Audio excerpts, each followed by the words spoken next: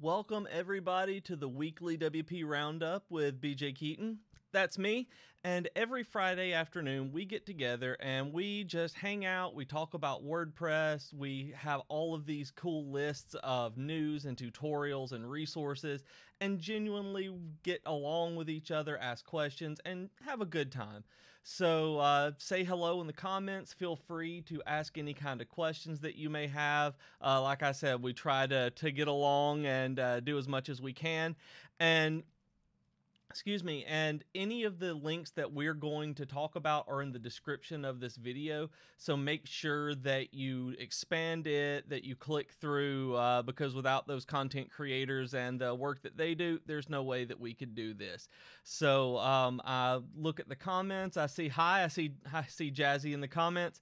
So let's get started.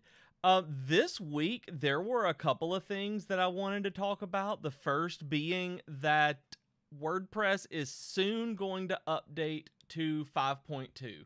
We're going to have the new major point release. It's going to get a lot of new stuff in it. There are going to be new Gutenberg features, the block editor features now, and it's genuinely a very good, solid update. What this also does is give us WordPress PHP requirement changes where people absolutely must be on WordPress 5.6 or they cannot update. This is the first time since 2010 that WordPress has forced a PHP upgrades so that otherwise people couldn't update. So we need to be able to make sure that all of our clients, all of our own sites, everybody has at least version 5.6. I really, really want to stress that there are going to be people who are clients for you, who you work with, and they're going to get an update message about WordPress, and they click the button and it will not work. They will not be able to until they update. There was also news from WordPress in that same post that they may be updating the requirement to 7 this year. Usually, like I said, it's been 9 years since they passed a previous requirement where you had to have, I think, 5.2 maybe, and that was 9 years ago. So they're preparing us with 5.6 right now. There are already some things going on with plugins where they may or may not work. They'll tell you what they work with. But this is the first time in 9 years that you cannot update WordPress unless you're running a minimum version of PHP. This may not be a big deal for some people. You're already running on 7. I'm not even sure if 8 is out yet. I was reading some stuff about PHP 8 today, but I'm not sure if it's even out yet. I haven't used it. Mine's on, I think, 7.2. But later this year, they said they might be forcing the update to 7. So this is the time to go ahead and get updated to at least 7.0. 7.2 would be great. But please make sure that you and your clients are doing that you're up to date. Otherwise, you're going to have a real hard time whenever this particular update comes through. I see some comments coming through that April's dog back here wants a biscuit. He's trying to get his biscuit on there. I see everybody is in the comments. You guys are fantastic. Hi, Madalena, Jazzy, Monique, Grant. Everybody is in today. Hi to Iowa. That is fantastic, y'all. Now, we talked last week a little bit about headless WordPress. We were kind of not really making fun of it, but just talking about how it blew our minds and that we weren't 100% solid on what it was and what the good was. Well, I wanted to point out that we published an article this week on Elegant Themes. John Hughes wrote it on what is headless WordPress and do you need it? Not a why do you need it, a simple do you need it? It breaks it down pretty well. It's honestly, and this is not a statement, this is not a tooting our own horn statement. this is one of the first articles that I've read about headless WordPress that broke it down into, what it is and why you do it. It's pretty complicated. It's pretty techy when you're talking about having to break away the front and the back end from each other. And John does a really good job of breaking that down. Now, some of you guys may never need this. Honestly, I think most of you may never need this. But what is a good thing is that a lot of people will. Uncle Social had mentioned last week that he has a client who's running Magento and then WordPress, and John's idea was actually he was talking about it running the WordPress backend, running the MySQL database and using REST API calls to push a JavaScript front end where you can push multiple updates at the same time. You can actually publish to multiple platforms without having to go through a lot of different services and APIs. Excuse me. The reason that I bring this up as news is because this is starting to be everywhere.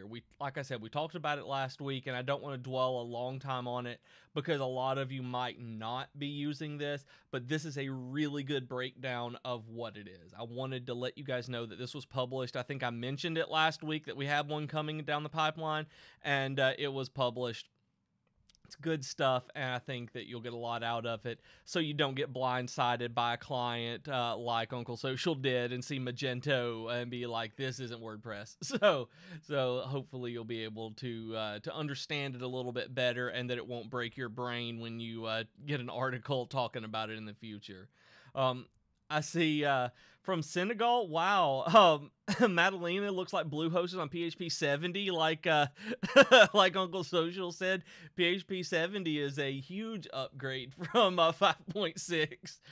No, but I'm on SiteGround myself, and I know that they updated me to, I think, 7.0. They might actually have put on 7.2. I know I'm at least on 7. So there are hosts that are just going ahead and updating it. But it is a good thing that at least I know those two are doing it, and I'm pretty sure that the managed WordPress hosts are doing it as well. It's other hosts, honestly, that I would be worried about, and hosts that have kind of grandfathered in features where they don't auto update the PHP, that some sites have disabled that, different kind of things like that. Automatic launched Happy Tools this week. It is one of their things on one of their I don't even want to say things. I hate using the word things. It's one of their projects that they're pushing out to make distributed workforces, remote work, telecommuting, all of this a little easier on people, because right now telecommuting is really a mishmash of a lot of different tools. I mean, you got Slack, you have Jira, you have Asana, you have Trello, and you have just a lot of times Google Hangouts. You have Zoom. Just all of these things are used together and they integrate, but it's not one solid package. And what Happy Tools is trying to be is the WordPress of those kinds of tools. It's a premium product. It's $5 per user per month. And you can get a 30-day free trial just to see what it's about. It is brand new. This is not an established software like Slack is. So this is not something that you may want to transition your team to right now, because we don't have a full feature list yet. We don't have a full suite of tools yet. But it is something definitely to keep in mind, because the scheduler and chat that they've got right now looks really good. I think this is what they're using. I may be mistaken, but I think they've switched to using this at Automatic, where that was where they were testing it to make sure it's what works. I see Curious. I will butcher that. Chetan, I'm gonna go with Chetan. Ask about upcoming Divi layouts. Let me see if I have one that I can see. I'm gonna click in here, see if I know one. What was the? I can't remember what the last one was. I know that coming soon, there might be an esports one coming up. That's the only one that I know of. But that one will be cool. That's one that I think will be really neat. I always like any of them that are more in that area where we're able to pull the graphics and the design, even if we're not so much in that particular niche. So we'll be able to pull from that. Like I use the game creating one, the game dev site with all the space and rocket illustrations for a publication that was for a blog that looks like it has original art now, because it does have original art. It's stuff that's using, we always put out our layouts with originally created art. So that's one that I think is coming up soon. I see from Austria, nice. We made website creating easier with Divi. I am so glad. I'm glad to hear that you that it's doing well for you. That is exactly our mission. So I'm glad to hear that it's working. Uncle Social says on YouTube, Happy Tools reminds him of the XKCD comic where they complain about there being too many fragmented standards, so they make a brand new standard which adds to the mess. That does happen. That happens more often than many of us would probably like to admit. But one thing that does happen when those kinds of tools work and those kind of tools get created, the bigger ones end up consuming the smaller ones, kind of like Slack bought out Atlassian's, I don't remember what their HipChat replacement was called now, but Slack bought it and those features were integrated into Slack. So yes, that's probably bad to say that I can't remember what it was called, but it happened later last year. But that was something that was good work that was done, that fragmented it and then helped unfragment it, I guess. I see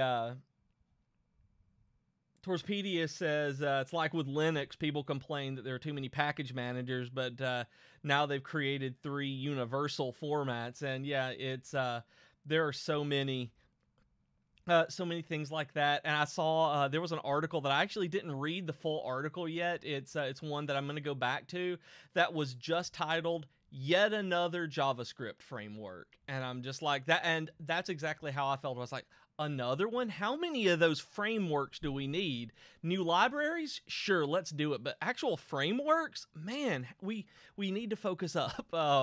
So those kind of things really are problems sometimes. I apologize about the shakiness. I hit my camera.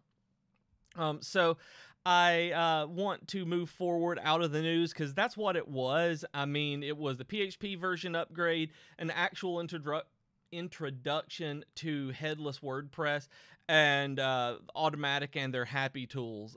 Those are the ones that you need to watch out for right now, because you're going to see headless WordPress.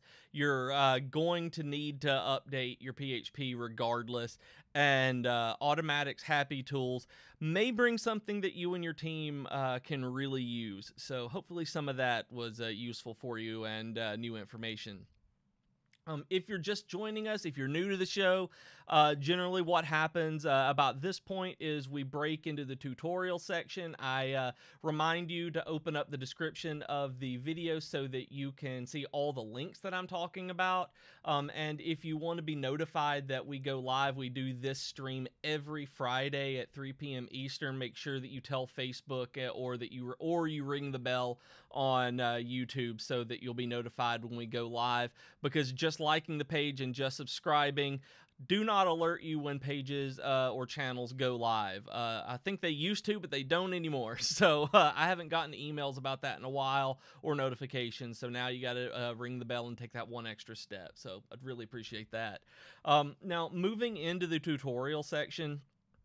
The first one under the new section is called How We Used WebAssembly to Speed Up Our Web App by 20 Times. It's a case study that that a data analysis app used by using WebAssembly to basically rework their app. And the reason that I put this at the top of the tutorials and the reason I put it at the top of tutorials more than anything, is I wanted everyone to be aware of WebAssembly. This is something that I just learned about maybe 2 weeks ago. It's an established thing now, and somehow it completely stayed off of my radar, so it may have stayed off of yours. And I'm really excited about it, that I found out about it, because what it does is it is a language that I think the way they put it is it's not JavaScript, because it runs in the browser alongside JavaScript, but you can compile different languages into JavaScript where it will run in the browser. You can use things like C++ and C#, Rust, regular old C, and a whole lot more running WebAssembly to do pretty much anything that JavaScript can do. You just have to run it through the compiler, and what this can do is really open up a lot of avenues for people to put out web applications. The things like the progressive web apps like we've been talking about over the past few weeks. This is one of those kinds of technologies that you can really push forward with. And I was excited because I'm looking at C# right now. I'm starting it because I just don't like JavaScript. The more I try, the more I'm just like, I do not like writing this or reading this. So I'm moving, and some of you guys are like, you're going to C#?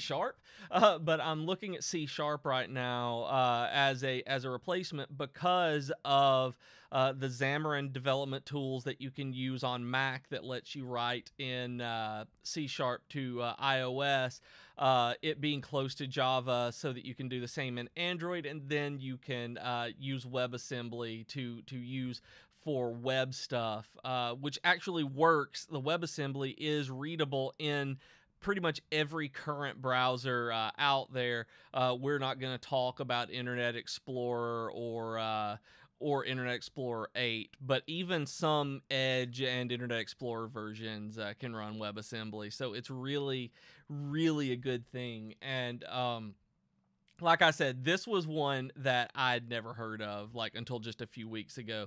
And they talk about it on how they did this, on how they take their data analysis using this. They give examples that people have rewritten Doom 3, the video game, and used WebAssembly to put it online. There are AutoCAD and Figma. They said, and it's a really good language for serverless computing, which we'll get into a little bit later. I think but that is one thing that I think is really cool. I see that Linda is from Alberta coming in. That's awesome. And Linda, don't worry about being too inexperienced. This is one thing where this is one show where I bounce from things like that, where I get excited about WebAssembly, into stuff that is not quite so esoteric. So bear with me. I'm glad that you got the notification though. That's fantastic. I see Torpedia said he's considering, or she, sorry, is considering learning Python, C, and possibly Ruby too. And I miss Ruby. I miss Ruby so much. I love Ruby. It's fun to write. It's fun to read, and not enough things use Ruby. I loved it. That's kind of why I hate JavaScript, is moving from Ruby into JavaScript just kind of makes me angry because it's not Ruby. I think JavaScript should just be described as not Ruby from now on. The Unforced Rhythms on YouTube says, I've been using a browser called Brave, and it's been working great. That he says, I make that assumption, I apologize, that it's faster than Chrome, and it has a way to give money tips. I have seen mention of that, and I've never used it. So you've had a better experience out of Chrome with that? That's fantastic. That's awesome. I'll need to look into that because I've seen it, never tried. Have you run into any kind of compatibility problems with websites not being able to run scripts or ads or anything? Well, ads, but scripts or programs or apps or anything? And is it built on Chromium? Is it built on a Chrome base, or is it built from scratch? And so I see that Uncle Social says, "Don't worry, this is the most geeky the show has ever been. Normal service will resume shortly." Sorry, I've been really into development languages lately over the past few weeks. So when I saw that, it got me excited. So moving forward, one of the next articles on here is actually it's the next article is 5 signs it's time to rebrand your company. This is one of the WP, the podcasts, and they brought up some good points. You don't even have to listen to the podcast if you don't want. There's a transcript of the episode, but they have the 5 signs at the very top of them, and the branding's outdated is one of them, and that happens to us all. People actually may start ignoring you and your branding if you don't freshen it up enough for them to notice it again. It kind of becomes background noise. It says that your brand name no longer represents your vision. It no longer reflects your vision. And this one happens more often than you would think, that people run with a brand name that may not have anything to do with what they've had to pivot to stay relevant as a company. Sometimes that is absolutely necessary to, like Google ended up actually rebranding, and well, not rebranding, but they ended up expanding into a parent company called Alphabet, where Google is now a subsidiary of Alphabet because they just got too big and had to, for their the brand vision of what Google was, they couldn't encompass everything anymore. Number 3, they said, was if you're failing to differentiate yourself from the competition. And in our space, this can be a really, really hard thing. This is one where with Divi particularly, the number 1 and number 2 words used in businesses are Divi and elegant. We use those in so many different things. And there's a reason. I mean, those are the keywords that we're looking for that we're using for products and we're using for our company name and all of this. But when you're going up with Divi Life, Divi Space, Divi Cake, Divi Nation, just all of this stuff, sometimes it's hard to think about which one is which sometimes. And that may be time for a rebrand if you are noticing that you are getting lost in the crowd. If you're not, then run with it, keep going. But what they're saying is if you can't differentiate yourself in any way, that may be time to look at becoming Page Builder Studios or something. Don't become Page Builder Studios because that's a terrible name. Nobody do that. And then 4, your brand has become overly complicated. That kind of goes into the Google and Alphabet thing that I was mentioning earlier, that it just got too much. And then you've moved or expanded beyond your original geography. This happens a lot in software where you may be... I may run BJ's web design agency, and most of my clientele is actually development work and working on apps. It's not, but let's say it is. And why would I be a design agency then? I might need to rebrand and talk about it being software company or something along those lines, or BJK's app development, whatever it is. If you don't do what you originally did, there's no point in being that anymore just because of brand recognition. Because with 301 redirects, with the way that everything works, I mean, it's sometimes necessary to use that old brand to go into something new. The only thing I warn you against when doing this is that sometimes you can lose a little bit of recognition until you move forward with it. And do not, remember, I think we talked about this a few weeks ago, don't become Quickster. Netflix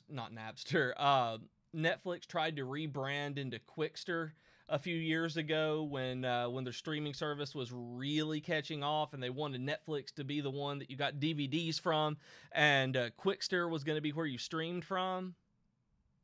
Did not work, you guys. So don't be Quickster. Be Google. Be Alphabet. I see.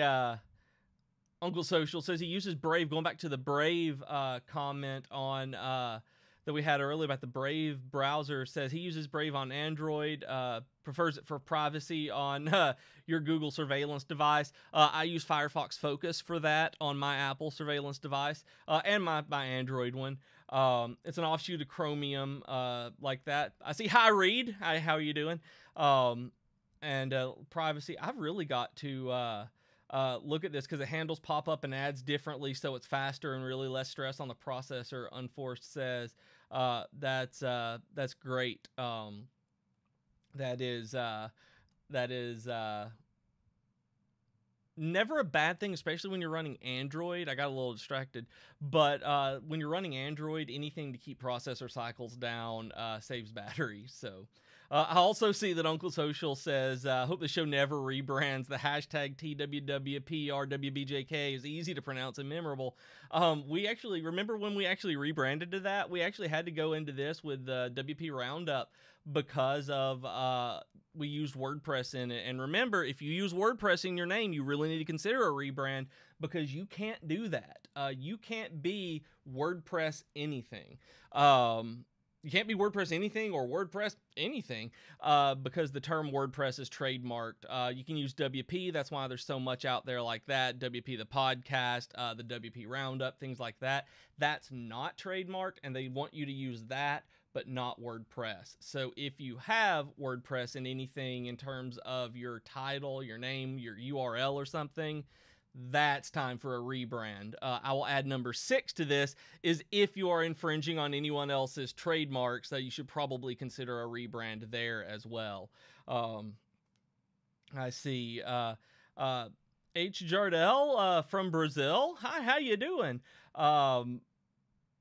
Man, thinking about Brazil just makes me want some churrasco. That, man, I had some Brazilian students who told me about their family Sunday afternoon churrascos, and oh man, I want that. I just want to eat that.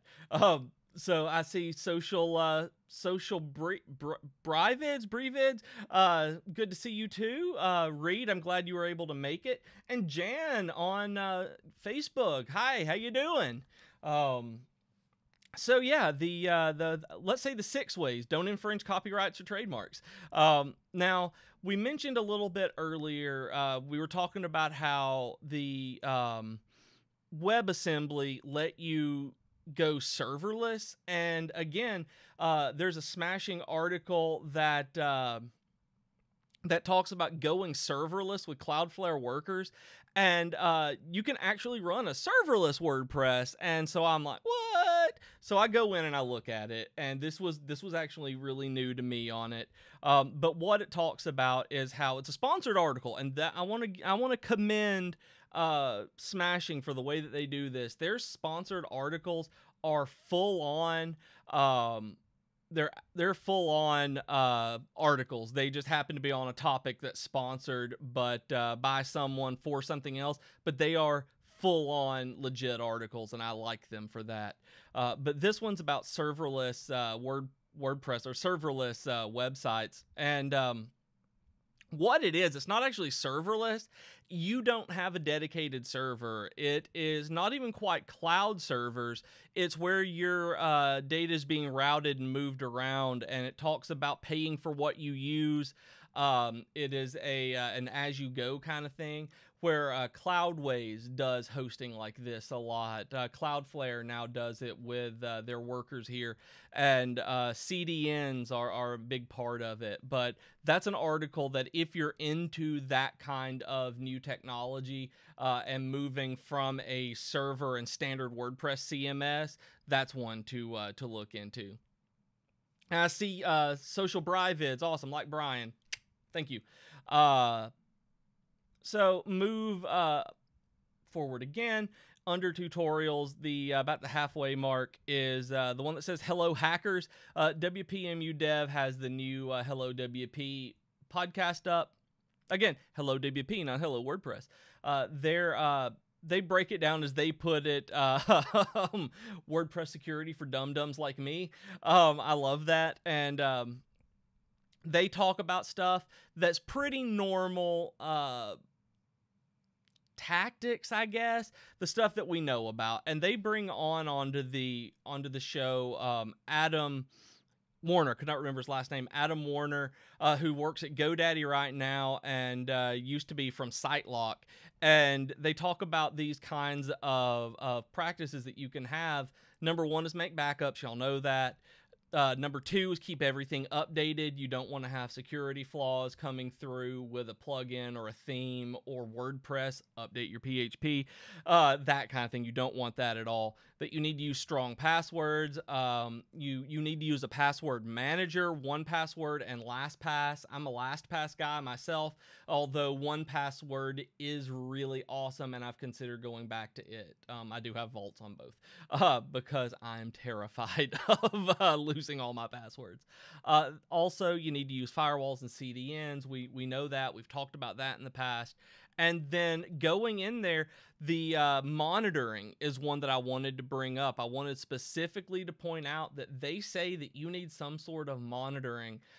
Make sure that whatever plugins or services that you choose for your security, that they do monitoring. You want something like WPMU's Defender, that you want something like WordFence that will alert you when something is happening. You don't want to have something that is purely not even reactionary, but purely manual after something happens. You want something that can catch it and react to it when it's happening, or at least to be able to warn you that it's happening so you can take that action. The last thing you want is security that sits there and does nothing but say, hey, the next day say, hey, you had something happen yesterday.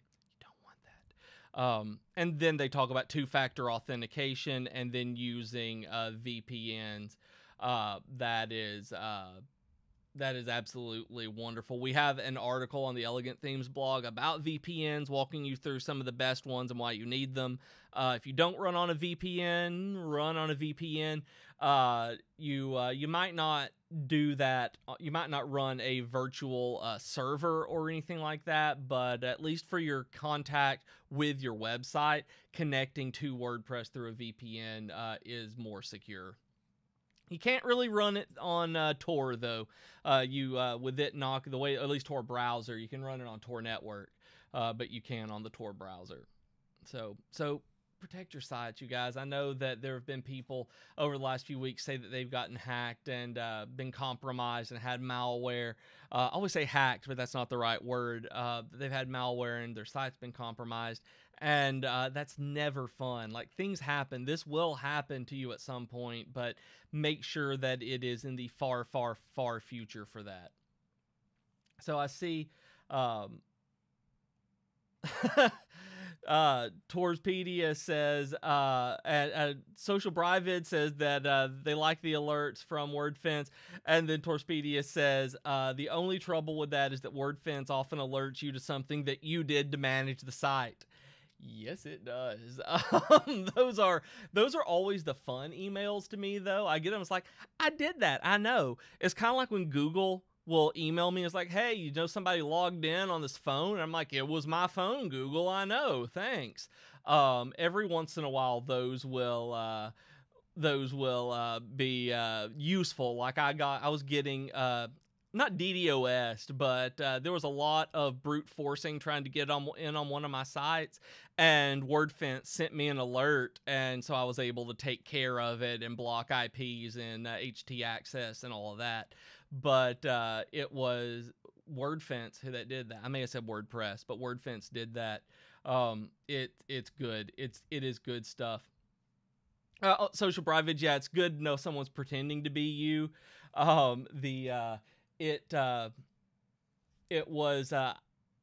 never had WordPress or one of my major accounts do that.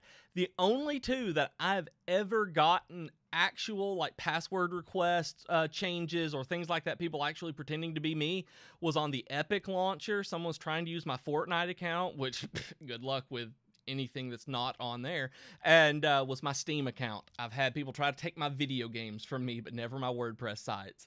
And I see Rob on YouTube ask, am I possibly Southern? Absolutely. I was born in Tennessee and live in North Alabama now. I have a tiny bit of an accent. You may have heard it. Um, but hopefully where you're from is not it's not hard to understand. If it is, I know my accent can be thick at times, especially when I get excited.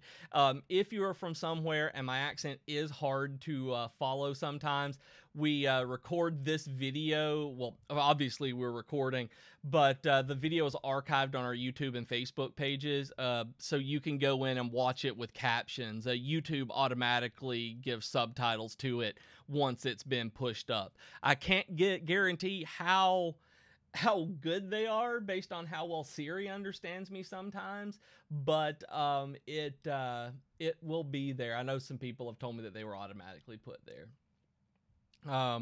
The Unforced Rhythms doesn't mind the alerts from WordFence, even when it's telling me I'm the one who managed the site. I'm the same way when I get it. They always just make me giggle. There are so many unread WordFence alerts. I'm like, I know I did that. That it actually, for a little while, I had to go and whitelist it. That Gmail thought it was spam because I never opened them up. So I guess the lesson here is actually open your WordFence alerts and look at them, y'all. And Uncle Social, if Rob is challenging me to a dueling banjo showdown, he automatically wins. I have zero musical ability whatsoever. Nobody wants that. My wife was so proud of me of noticing in a group that people were clapping on the ones and threes because I just learned what that was, and I do it sometimes. So I'm proud of myself for noticing that a group of other people were doing it and I wasn't. Moving forward a little bit further than that, I'll get to the comments in a second. I do see Martin on Facebook over here saying hi. So hi, Martin. I really appreciate you taking the time to sit in and listen and watch, just like everyone. I shouldn't just say for Martin, but I appreciate Martin too. But everybody, I do appreciate you coming in and sitting down with us. The next one on here under tutorials is the ABCs of blogging. This is the first part of a series, and I put this on here not necessarily for you, but this is an article that you may want to give to clients, or you may have someone mention to you in the future, like, how do I start?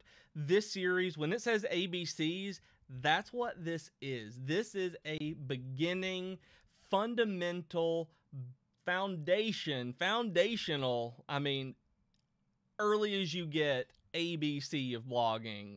Just like the alphabet is to writing and language, written language, that's what this is. It's like why you should learn blogging, the basics of posts and pages, types of sites being pages only, posts only, blogs with different kinds of layouts, single pages, that kind of thing. So what this is actually a fundamentals of blogging thing for your clients, maybe to look at, like, what kind of website do you want? Here are some ideas that are very basic that we can go through and build off of, which I thought was very, very nice, since they have 3 examples of visually what they're talking about. Like, I was glad about that, and I can't wait to read part 2 to see what they're doing.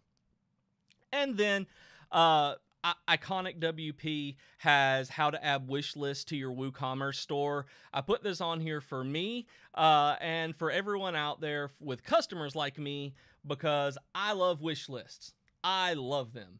Any site that I'm going to return to, I will probably have a wish list on your site. And if I can't have a wish list, I might not come back because I will forget what I liked there. And when I bookmark a site, I don't like bookmarking a bunch of different things. I like being able to save stuff to a list.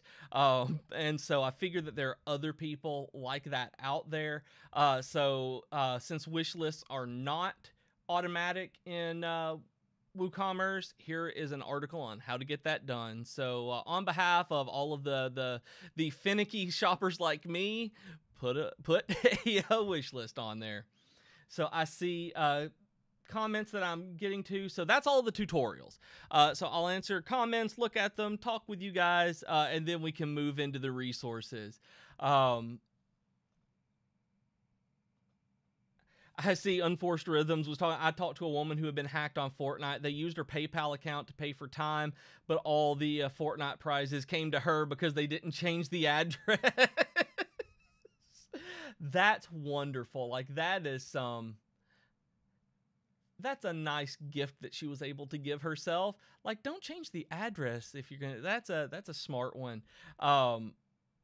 Madeline, I can understand Newcastle accent. If I focus in a few months, I'll have to do a Scottish accent. Mine is charming. I appreciate that.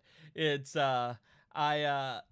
I'm probably out of practice now, but I've gotten really good over the years when I was teaching, especially for Scottish and Irish accents, on being able to hear them. Because, like, we don't hear those at all where I am. We have a very, very small, if existent, Irish and Scottish population where I'm from. Like, I cannot think of any Scots that I know, and 2 Irish people I think of. And they like, it's not here, so we don't hear that all the time. And so with my students, I was able to really get a good ear for accents I don't hear all the time. So good luck.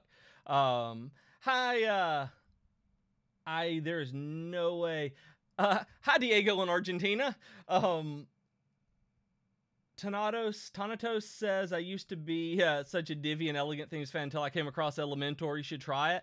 I like Elementor. You're absolutely right. They are good at what they do. I cannot deny that. I personally use Divi still, and it's not from being an employee, but it's because I like the workflow better. That is one thing that it makes sense to my brain, which is why I moved to it before I worked here from, say, Visual Composer was what I was using before. Everybody has something new, and they are doing good stuff over there. They're putting out a lot of new stuff. They have a motion effects plugin, not plugin, but feature that came out, I think this week, that looks pretty good. I mean, they're good. You can actually use Elementor and Divi together. Use the Divi theme doing one thing if you want for the headers. Let's say if you need Elementor or Astra for that, and then use the Divi Builder plugin. We're all friends here. I see Uncle Social calls him a heretic. Nope. I don't know this blogging A to Z challenge. What is that, Torpedia? Torpedia mentioned that there's a monthly A to Z blogging challenge, and I don't know that one. Reed says the workflow is definitely better in my opinion also. That's personal preference. I mean, I have a friend who swears on Visual Composer and it never clicked with me. It was fine and it made some good sites that got me off the ground freelancing. So I mean, I can say 0 bad things about it, but it never clicked. I hit Divi and I'm like, oh yeah, that's how I make this stuff. And it's like doop, doop, doop, doop, doop. That's my website building sound and face. And I see Linda says it looks like a comfortable chair. It really is. I spend so much time in this chair. It's got a footrest that comes out. It reclines and has a footrest. It was only $100 on Amazon. It was a steal. It was great. You're right. Wonderful chair. So moving forward into the resources. Now, one thing that has not been brought up has been the header and footer. So you guys, we're working on the header and footer.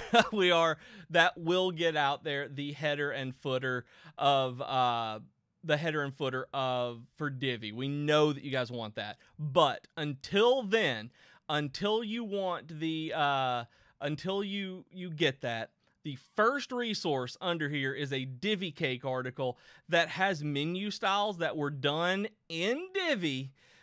This was, they're pretty. Like, a lot of people are like, oh, everything looks the same in the Divi menus. I don't know why Mickey Mouse says that, but he does.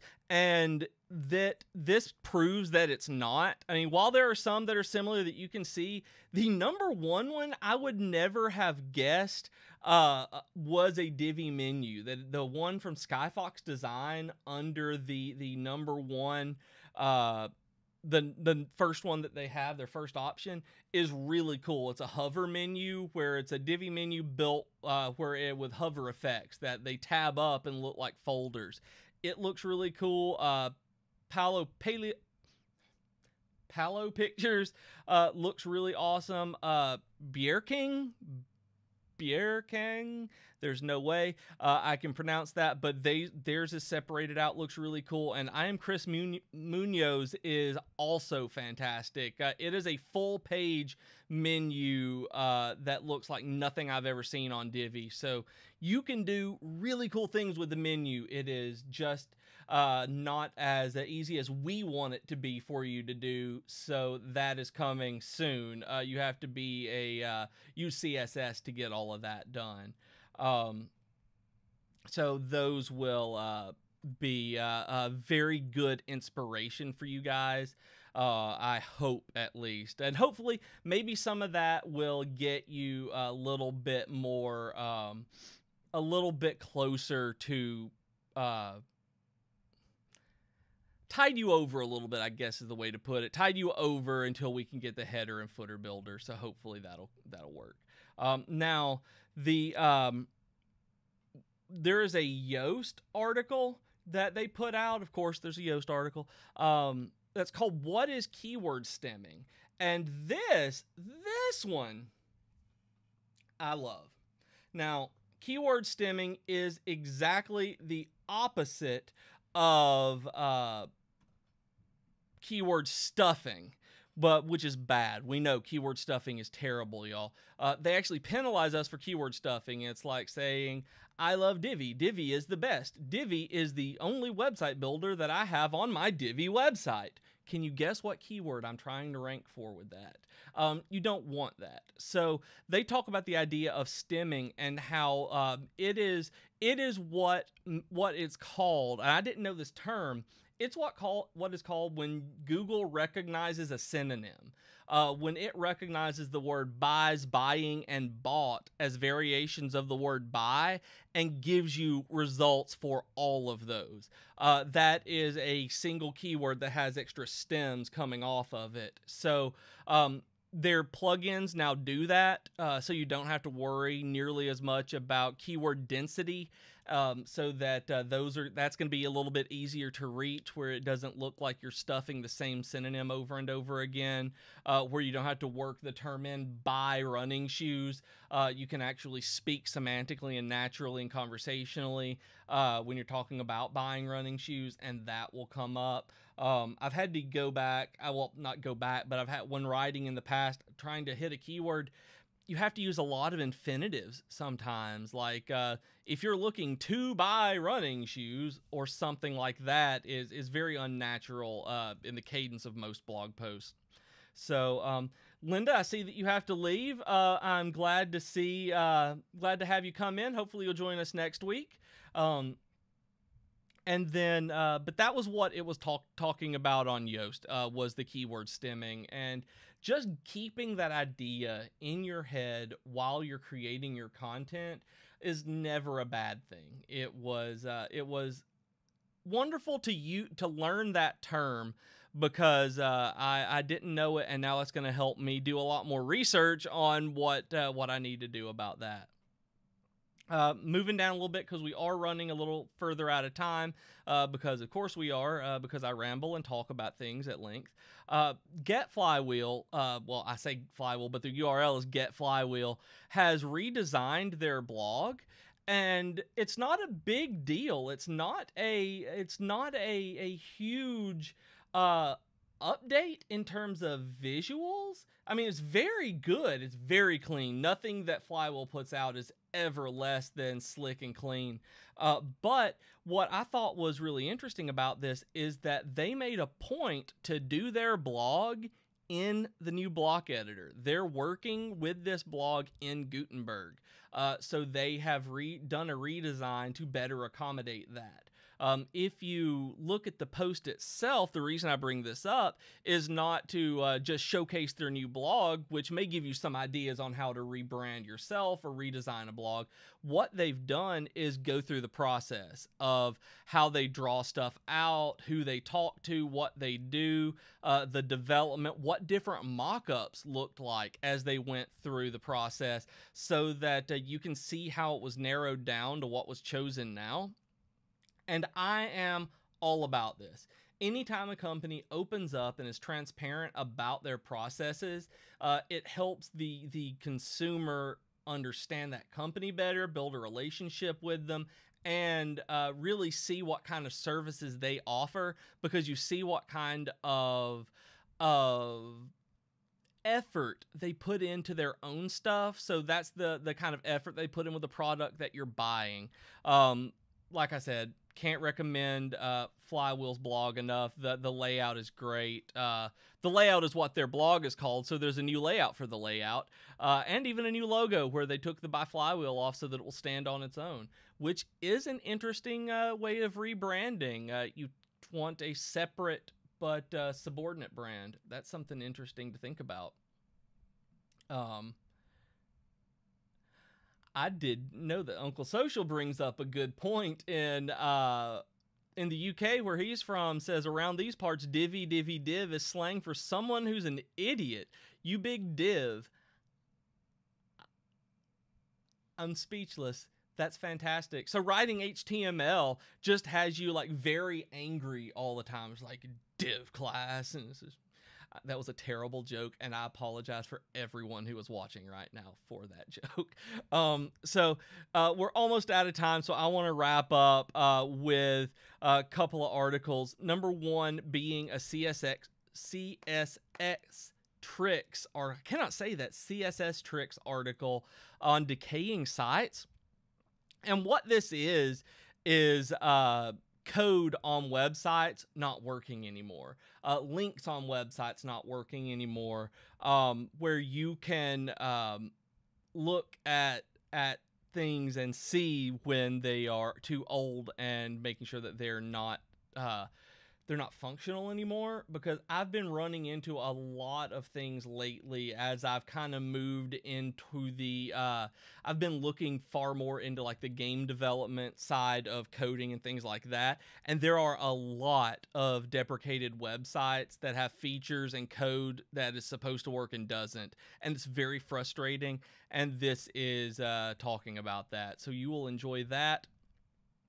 And then finally, the Orbiting Your Clients article by Torque Mag. Torque is wonderful. Y'all know I link a lot of Torque articles, but I'd never heard the term orbiting your clients, and they have a really good point on this. And no, Uncle Social, it's not orbiting because you've got clients. Well, actually, kind of. It is close to that. I take that back. It's called orbiting because we've all got clients that we want to launch into space. Not quite, but kind of. What it is when you and a client are orbiting each other, the way that they put it is that you'll call them and they won't answer. They call you and or they email you and maybe you don't respond for a little bit. Like, you keep enough of a thread together to keep spinning around each other, but you never put in enough effort to actually build a relationship with them. And what that does is, and you keep doing that because you will get other jobs from them. That they're still going to come to you with projects, but you don't like working with them, and they may not like working with you. So it's a mutually negative relationship, and it's not good. Those are not positive. Obviously, it's a negative relationship, but those are not going to move anyone's business further, and it's not going to help that client at all. So they talk about ways to fire clients. They talk about ways that if you are orbiting clients like this, that your effort would be better spent firing the client. Give them notice, tell them, that you're sorry. There's 100 different reasons that you can't work with them anymore. Wanting to launch them into space is not on that list, but you need to talk to them about that and give them time to find someone else. Then you can take the time that was wasted on avoiding them and working on their projects and dealing with the issues that are between you. You can put that effort forward in a new client who is a much more positive experience.